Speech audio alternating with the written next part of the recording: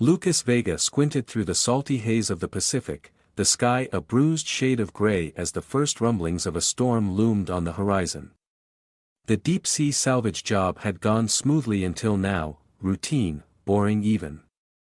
But boredom was better than the chaos that usually followed when the sea decided to turn against you.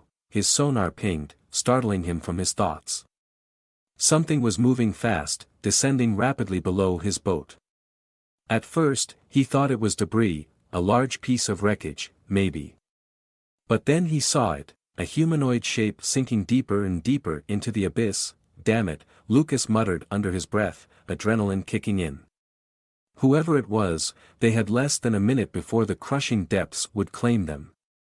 Without hesitation, he pulled on his diving gear, his fingers moving with the practiced ease of a man who knew these waters better than the land. The cold hit him like a punch as he plunged into the dark, turbulent sea. Visibility was low, and the water felt heavier than usual, almost like it resisted his every movement. As he descended, the shape came into view, tumbling lifelessly in the blackness. But this wasn't a diver, nor anything remotely human. Blue skin.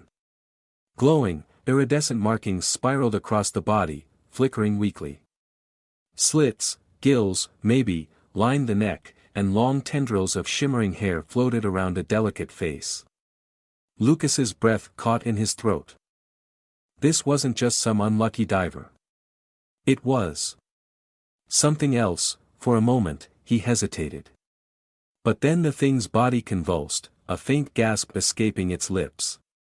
It was still alive. Lucas reacted on instinct, grabbing her, carefully, cradling the fragile figure in his arms as he kicked upward.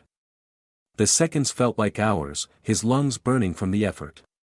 When they finally broke the surface, Lucas dragged the figure onto his boat and collapsed beside it, gasping for breath. The creature lay on the deck, unmoving except for shallow, ragged breaths. Lucas kneeled beside it, hands shaking slightly as he grabbed his medical kit. What the hell was he supposed to do? This wasn't human. How could he even help it?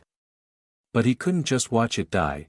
Fumbling through the kit, Lucas managed to improvise an oxygen mask, pressing it to the creature's mouth. Slowly, the creature's chest rose and fell more steadily. The glow along its skin brightened, and its eyes fluttered open, large, dark eyes that shimmered with intelligence and fear. She tried to speak, but the sounds were guttural, unintelligible.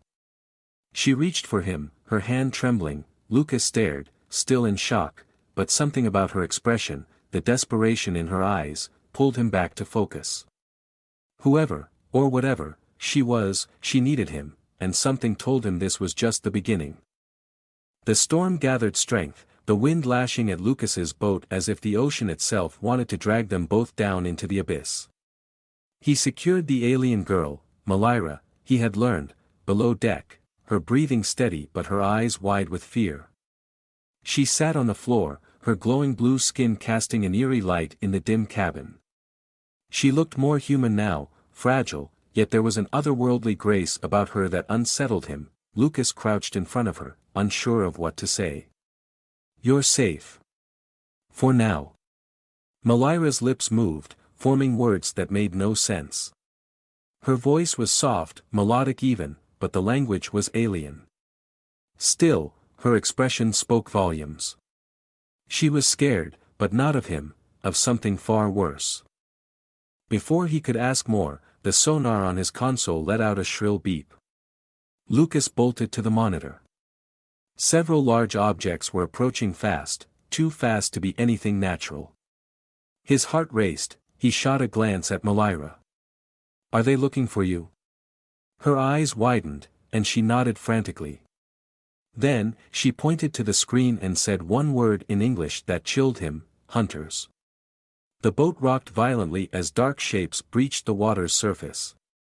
Sleek, almost mechanical looking, they swarmed around the vessel. Lucas's pulse quickened. He wasn't ready for this. Who would be? With a loud clang, something latched onto the hull, shaking the boat. A voice crackled through his radio. "Cold and metallic, human vessel," it said, "you are harboring a fugitive of the abyss. Surrender her, or we will take her by force.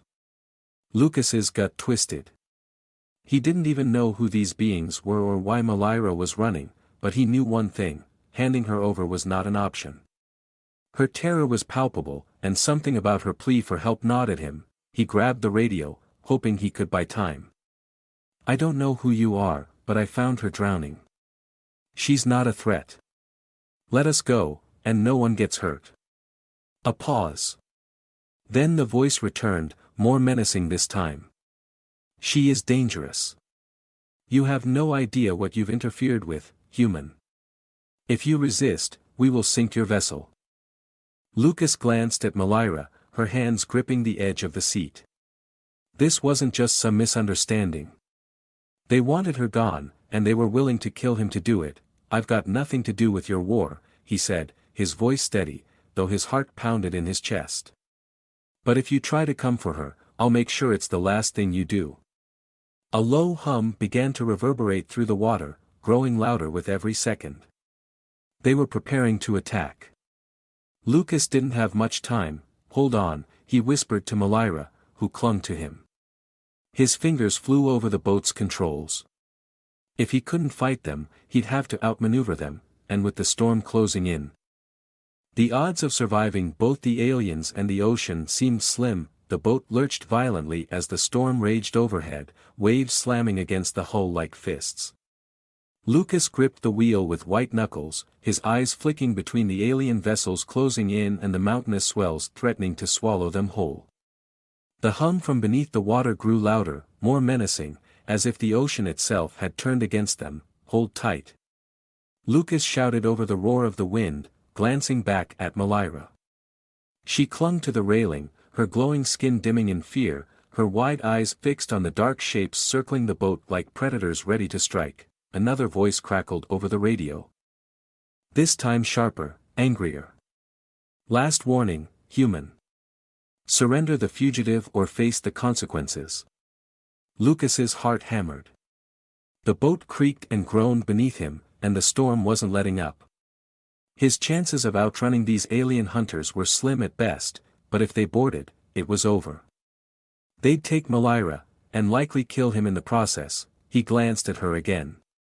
Her entire body trembled, but there was a fierce glint in her eyes now, a silent plea. She didn't want to go back, and whatever they wanted with her, it wasn't good. Lucas made a decision. "Not happening," he growled into the radio. "If you want her, you're going to have to go through me." Without waiting for a response, he yanked the throttle, steering the boat sharply to the left. The engines screamed as the vessel surged forward, crashing through the towering waves. The alien ships responded, moving faster, their sleek, unnatural forms cutting through the water effortlessly. Lucas darted between the swells, using the storm's fury to his advantage, but it was like trying to outmaneuver sharks. They were closing in fast. He could feel it, an eerie hum vibrating through the water as the hunters prepared their final strike. Suddenly, a sharp metallic clang echoed from the stern. One of the alien ships had latched onto the boat with a massive claw, pulling them back. Sparks flew as metal scraped metal. Lucas cursed under his breath. He had seconds, maybe less. "Stay below." He shouted at Malira, who was already scrambling to find cover. His mind raced. He needed a distraction, anything to buy time. Grabbing the flare gun from his emergency kit, Lucas rushed to the deck, rain slashing at his face as he faced the looming alien craft. It hovered ominously above the water, its shimmering surface reflecting the lightning that cracked across the sky. He aimed, heart pounding, and fired the flare straight at the ship. The flare exploded in a burst of blinding light.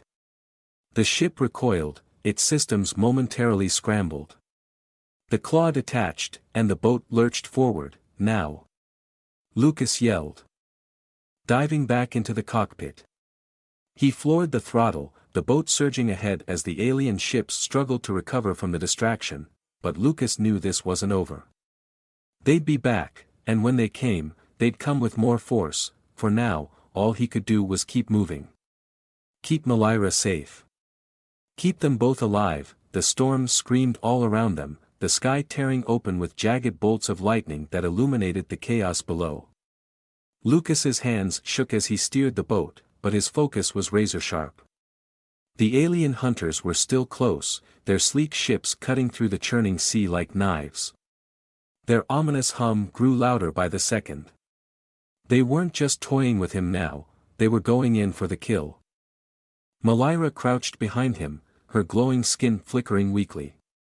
Her fear was palpable, but her eyes were sharp, focused, like she was bracing for the inevitable.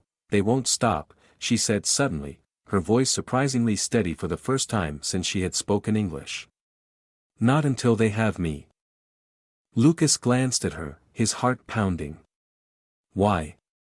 What do they want with you?" She hesitated, then spoke, her words clipped and urgent. "I escaped from them. They experiment on my kind. Test us like we're toys." Her eyes flashed with pain, and Lucas felt a knot tighten in his stomach. "They see us as weapons, tools for their war." That changed everything. This wasn't some rogue alien running from a crime, this was someone fighting for her life. And now Lucas was in the crosshairs of a fight far bigger than he'd ever imagined. The sonar let out a sharp beep. The hunters were closing in again, even faster this time. One of the ships was lining up alongside them, a large cannon-like device aiming at his boat. Lucas's mind raced, the stakes clearer than ever. One wrong move, and they were dead. "Get below deck," Lucas ordered, his voice tight. Malira didn't argue this time, slipping into the cabin just as the first blast fired. The cannon shot missed, sending a plume of water high into the air, but Lucas knew they wouldn't miss twice. He had one last chance. Taking a deep breath, he steered toward the largest wave he could find, an enormous, towering wall of water that surged in front of him. The storm had stirred the ocean into a monster, but he could use it. He had to. As they neared the wave, Lucas cut the engines for a split second, letting the boat drift. The hunters, anticipating his speed, miscalculated and surged ahead of him, directly into the path of the monstrous wave. With a roar, the wave swallowed the lead ship, tossing it like a toy in the surf. Lucas gunned the throttle again, rocketing forward through the churning sea. The second ship scrambled to avoid the same fate, veering off course. For the first time, they had the upper hand, but it wasn't over. The lead ship re-emerged from the wave, battered but intact, its engines roaring back to life. Lucas's heart sank. They weren't giving up. Suddenly, Malira reappeared at his side, her eyes glowing brighter than before. She reached out, her fingers grazing the controls. "Trust me," she whispered. Before Lucas could respond, she raised her hand, and the water beneath them began to shimmer, as though responding to her command. The ocean seemed to part around the boat, forming a protective barrier. The hunters hesitated, their ship stalling as if they could sense something had changed. Malira's voice was soft but firm. "I am not powerless. Not anymore." With a sudden, violent surge, the sea swallowed the alien ships, pulling them into its depths. Lucas watched in stunned silence as the water returned to its chaotic, natural state. The hunters gone as though they had never been there, the storm began to calm, the clouds parting slightly. Lucas stood there, drenched, his chest heaving. He turned to Malira, who looked exhausted but resolute. "Thank you," she whispered, her voice barely audible over the fading wind. Lucas nodded, still catching his breath. "Looks like I'm not the only one who saved someone today." As the sun began to rise in the distance, painting the sky with the faintest hint of orange, Lucas knew this was far from over. But for now, they had survived. Together.